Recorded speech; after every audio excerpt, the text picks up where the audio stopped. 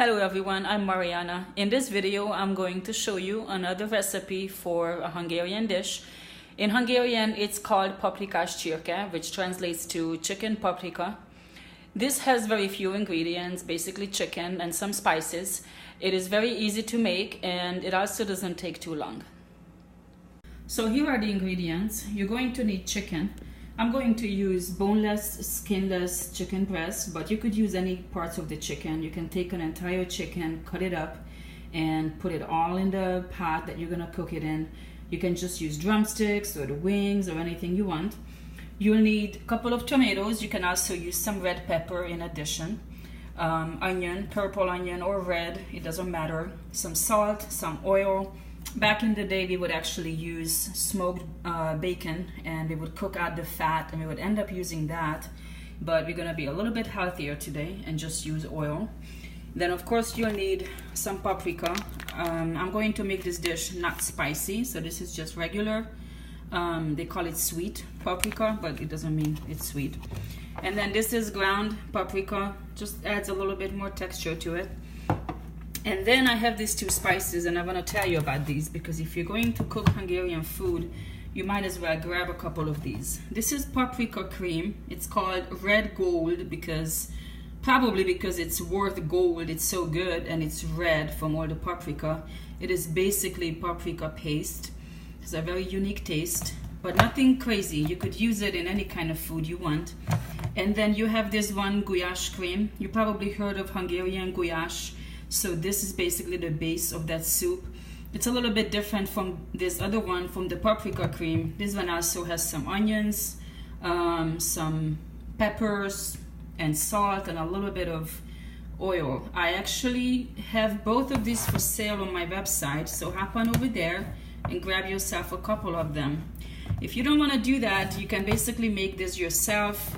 I would just cut up some onions, tomatoes, some peppers, and saute them in some oil and keep cooking it. Just keep cooking it until the whole thing reduces into a paste, and then you can use that. But this would be so much easier. So the first thing you do is pour some oil in your pan and cut up your onions and your tomatoes as small as possible, as well as if you're using any peppers. It's important that they're very small because you don't want to taste the pieces. You want it to basically cook down into almost like a paste. If you could taste them a little bit, you could tell that there are pieces, that's fine, but you don't want to have these big chunks in your mouth.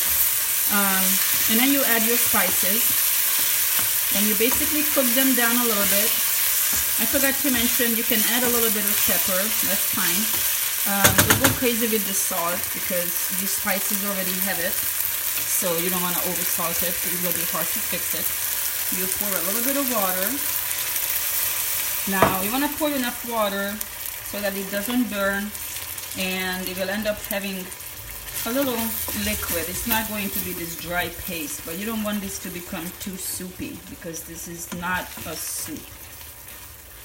And you just keep cooking it until the whole thing reduces to a little bit of a thick paste.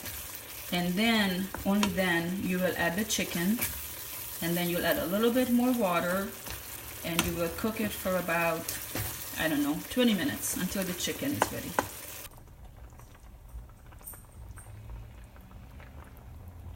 So while the chicken is simmering on the stove, I want to tell you about Hungarian cooking, because some people might say that this recipe is not even traditional.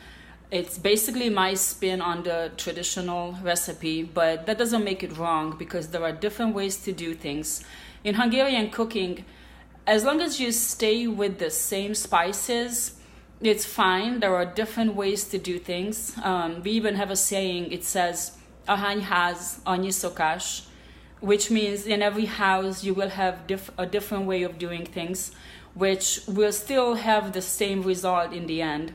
So if you cook Hungarian food, you just want to stay with the spices. You don't want to add anything different. You don't want to add rosemary or thyme or oregano or anything like that. You don't want to experiment with it because it will completely change the taste. So it looks like it's almost ready. It does look like it has a little bit extra liquid. So I'm going to let it simmer for a little longer, but I don't mind. This is so good. I could just drink that extra liquid. But I forgot to tell you about sour cream. This is a step you can take or you can skip. You can add a couple of tablespoons of sour cream at the end. Just mix it in nice and neat. It will just make it a little bit creamier. It will taste really good. Or you could just leave it the way it is. So how do you serve this? You could serve it with some potatoes. You could boil a couple of potatoes, cut them up, add some salt and a little bit of cut up parsley. But I think it's better if you use pasta. You don't want to use the long stringy pasta, no spaghetti or angel hair or anything like that. You want it to fit into your spoon. And I like this kind, or the shells, something that can actually kind of absorb all that liquid. So you could have 1 spoonful of pasta, a little bit of the liquid and the chicken, and that tastes really good like that. Wow, look at that. That looks so good. So it's time to eat. The only thing that I need to add is some Hungarian white wine, which is perfect with chicken. And other than that, thanks for watching. Jó étvágyat!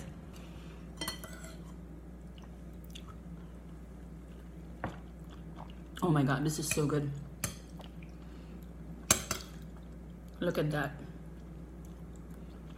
See that? Delicious.